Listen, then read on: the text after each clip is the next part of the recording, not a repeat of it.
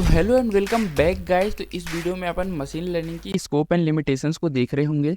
तो अपन ने machine learning का इंट्रोडक्शन कंप्लीट कर लिया है। इस प्लेलिस्ट में अपन कंप्लीटली मशीन लर्निंग को बहुत ही अच्छे ढंग से समझ रहे होंगे रियल लाइफ एग्जांपल्स के साथ। बिना देर किए चलिए शुरू करते हैं अपने वर्ड की सबसे बेस्ट कोर्स को। ठीक है, तो चलते हैं।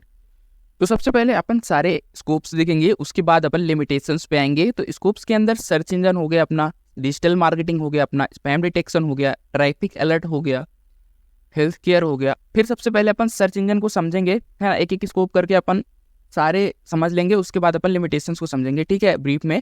तो सर्च इंजन में अपना क्या होता है कि देखो, search engine like Google use machine learning, है ना, टू रैंक रिजल्ट। चलो एक पेन ले लेते हैं, बेस्ट होगा समझाने के लिए। तो सर्च इंजन जो होता है ना, लाइक गूगल, है ना, use machine learning to rank result based on what user are mostly likely to click. मतलब जो जैसे गूगल हो गया आपका सर्च इंजन, तो उसके अंदर क्या होता है, मशीन लर्निंग कहाँ यूज होता है, पर्सनलाइज हर एक अलग अलग यूजर के हिसाब से, उनके क्लिक के हिसाब से, है ना, उनको अलग अलग रिजल्ट दिखाने के लिए यूज होता है। Machine learning improve search accuracy, है ना, सर्च की एक्यूरेसी को इंप्रूव करता है। कैसे? वॉइस रिकॉग्निशन, वॉइस से अपन जब सर्च करते हैं, कुछ बोल के सर्च करते हैं तो कितना परफेक्ट आता है, तो वो समझता है इसलिए आता है, मशीन लर्निंग मॉडल है वहाँ पे, है ना।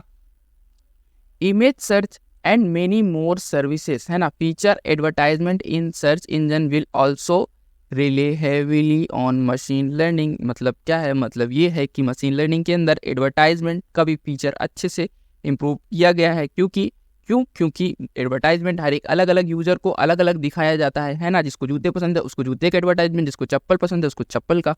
So that's how it's works, है ना। इसके बाद डिजिटल मार्केटिंग पे आते हैं। डिजिटल मार्केटिंग क्या है, machine learning play a significant role in digital marketing, है ना, by enabling personalised interaction. Personalised interactions को इनेबल कर दिया, इसका मतलब वही है कि हर पर्सनल यूजर को अलग तरीके से ये देखता है ना। ऐसा नहीं कि हर यूजर को सेम रिजल्ट देगा, ठीक है। तो companies can gather information about customer behaviour and send personalised message notification advertisement to increase customer engagement and improve marketing effectiveness. तो देखो, डिजिटल मार्केटिंग में, है ना, जो कि ये सबको पर्सनलाइज अलग अलग, मतलब इंडिविजुअल अलग अलग तरीके से क्या करता है कि नोटिस करता है ना, उनको ऐड दिखाता है ना, तो उनके हिसाब से अलग मैसेज भेजेगा सबको। किसके लिए? एडवर्टाइजमेंट के लिए, है ना। अलग नोटिफिकेशन भेजेगा, अलग एडवर्टाइजमेंट भेजेगा। जैसे किसी को जूता पसंद तो उसको जूता का एडवर्टाइजमेंट भेजेगा, किसी को चप्पल पसंद तो चप्पल का, है ना। तो इससे क्या होता है कि कस्टमर इंगेजमेंट बढ़ती है, इम्प्रूव मार्केट इफेक्टिवनेस, है ना। तो नेक्स्ट अपना स्पैम डिटेक्शन है। स्पैम डिटेक्शन सबने समझ लिया होगा बात ही से कि स्पैम का मतलब है कि बार बार जब कोई मैसेज आता है, जैसे हजारों मैसेज आ रहे हैं भाई, वो स्पैम हो जाते हैं, एक ही बंदा कर रहा है ना, फालतू के मैसेज, स्पैम बोलते हैं उसको। तो इसके अंदर क्या होता है, सर्विसेज लाइक जीमेल, है ना, use machine learning to classify and filter email. Classify का क्या मतलब होता है, ये अपन नेक्स्ट के वीडियोज में मशीन लर्निंग का देख रहे होंगे। बस अभी ये समझ लो कि इसका मतलब ये है, ये इकट्ठा कर लेता है ना, किनको स्पैम वाले जो मैसेजेस होते हैं ना, उनको फिल्टर कर लेता है जीमेल के अंदर, और moving spam messages to the spam folder, है ना। तो moving spam messages to the spam folder, move कर देगा, अलग से स्पैम का फोल्डर बनाएगा और उसमें डाल देगा, है ना। This automatic classification reduce the need for manual filtering. मतलब इससे आपके अलग से जाके जीमेल के अंदर और फिल्टर करो कि भाई ये वाला स्पैम मैसेज है, ये वाला स्पैम मैसेज। ऐसा नहीं होता, हमको बहुत सारे ऐसे मैसेजेस आते हैं, हमारा ये खरीद लो, हमारा वो खरीद लो, स्पैम ही कर देते हैं कुछ कंपनी वाले। तो तंग आके स्पैम डिटेक्शन बना, है ना। तो मशीन लर्निंग हमारी इसमें भी हेल्प कर देता है कि स्पैम मैसेजेस को अलग से स्पैम फोल्डर में जाके रख देगा, है ना, तुमको नहीं करना पड़ेगा ये। तो अगला क्या है, ट्रैफिक अलर्ट। ट्रैफिक में कैसे हेल्प करता है ये देख लो। तो एप्स लाइक, किसके जैसे एप्स, गूगल, है ना, गूगल मैप्स, है ना, use machine learning to analyse data such as location, speed and traffic pattern, है ना। This helps predict upcoming traffic, है ना, conditions and suggest optimal route for user, improving navigation efficiency. सीधा दिख रहा है कि मैप के अंदर लोकेशन, स्पीड और ट्रैफिक के पैटर्न को एनालाइज करता है और फिर उसके बाद प्रेडिक्ट करता है सबसे ज्यादा तुम्हारा पास का रास्ता, यानी कि जो कि तुमको कम ट्रैफिक में और कम लेंथ में जाके जाना और जल्दी पहुंच जाओ अपने डेस्टिनेशन पे, है ना। तो ये तुम्हारा नेविगेशन एफिशिएंसी इंप्रूव करता है कि नहीं। तो ये वही है अपना, कितनी हेल्प करता है मशीन लर्निंग। साथ ही साथ हेल्थ केयर हो गया। हेल्थ केयर में क्या करेगा, मशीन लर्निंग हेल्प्स डॉक्टर्स, है ना, by analysing large amount of data. Large amount of data analyse करते हैं मशीन लर्निंग, किस चीज़ का करता है वो देखते हैं, सच एज पेशेंट सिम्टम्स। अब पेशेंट है मान लो कोई, उसको बहुत सारे सिम्टम्स है ना।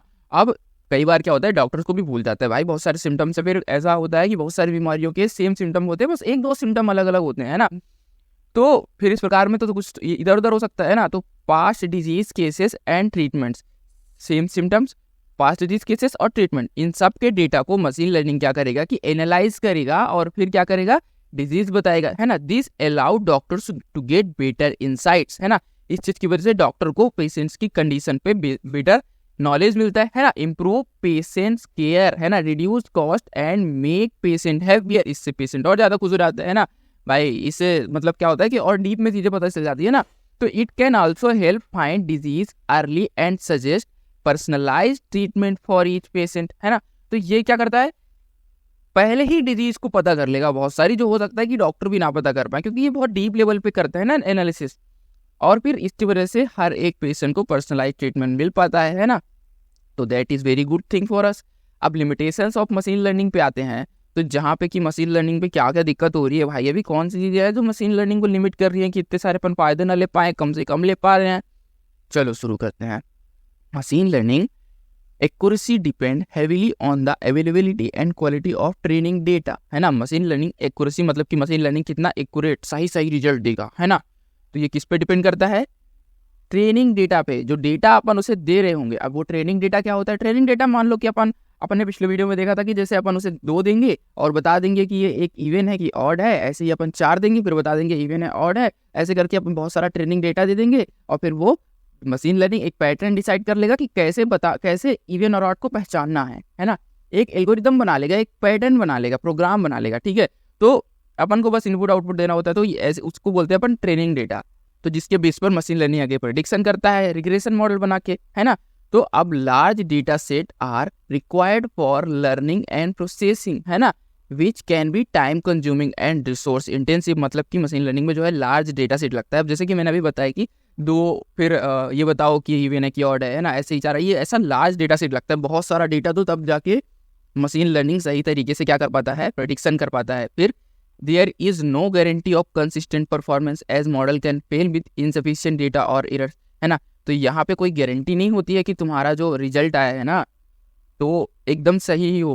अब मान लो जो डेटा दिया गया है ना, यहाँ पे क्या लिखा, model can fail with insufficient data. इस शब्द का मतलब है कि यहाँ पे अगर जो डेटा दिए उसको, है ना, ट्रेनिंग डेटा, वो सही नहीं था, अगर वो डेटा ही गलत था तो वो पैटर्न कैसे सही बनाएगा, प्रोग्राम कैसे सही बनाएगा। अब जैसे इवन ऑड नंबर के प्रोग्राम में अपन उसको इवन नंबर दे दिए, है ना, और उसको बता रहे हैं कि ये ऑड नंबर है, तो वो ऐसे तो फिर इनसफिशिएंट हो जाएगा, इनकंसिस्टेंट डेटा, ऐसे तो फिर गलत रिजल्ट आएगा, वो प्रोग्राम ही नहीं बना पाएगा, है ना। अब अगला देख लेते हैं, model require structured high quality training data, है ना, which can difficult to collect. जैसा कि अभी मैंने बताया कि डेटा जो है ना हाई क्वालिटी होना चाहिए, है ना, स्ट्रक्चर्ड होना चाहिए, सही, है ना। हाई क्वालिटी डेटा होगा मतलब बिल्कुल सही, सब उनको अच्छे से बताओ डेटा में कि क्या क्या चीज़ है ना, तभी ना अगली बार वो चीज़ों को अच्छे से प्रोडिक्ट करेगा। Which can be difficult to collect, है ना। अगला क्या है, विदाउट सफिशिएंट और high quality data machine learning model can not function effectively. ये तो सीधा सबको समझ में आ रहा है। अब बात क्या है, बात ये है कि आप सोचो कि दिक्कत कहाँ आ रही है ना, प्रॉब्लम क्या है इसके अंदर, क्या नहीं समझ में आया, कमेंट करो। अगर समझ में आया है तो अच्छी कमेंट करो, है ना, कि समझ में आ गया है, ये चीज़ें अच्छी थी, है ना, मुझे बताओ, मुझे भी मोटिवेशन मिलेगा। और कमेंट कर देना, इंटरेक्शन रहता है ना, बता देना मुझे, लाइक कर देना, सब्सक्राइब कर देना जरूर यार, इतना छोटा चैनल है, देख रहे हो कितनी मेहनत कर रहा हूँ अब। लेकिन हाँ, ये जरूर बताना, कुछ करो चाहे नहीं, कि तुमको दिक्कत क्या आ रही है, प्रॉब्लम क्या आ रही है, मैं सॉल्व करूंगा, ठीक है। अब नेक्स्ट क्या पढ़ेंगे अपन, नेक्स्ट अपन रिग्रेशन पढ़ेंगे, है ना। रिग्रेशन क्वाइट डिफिकल्ट टॉपिक, चिंता मत करो, मैं इसे ऐसे समझाऊंगा कि तुमको रिग्रेशन कभी भूलेगा नहीं, रिग्रेशन के अंदर तुमको कोई क्वेश्चन ही नहीं कर पाएगा ब्रो, है ना। तो टेंशन की बात नहीं है, मिलते हैं अगले वीडियो में, तब तक के लिए बाय बाय।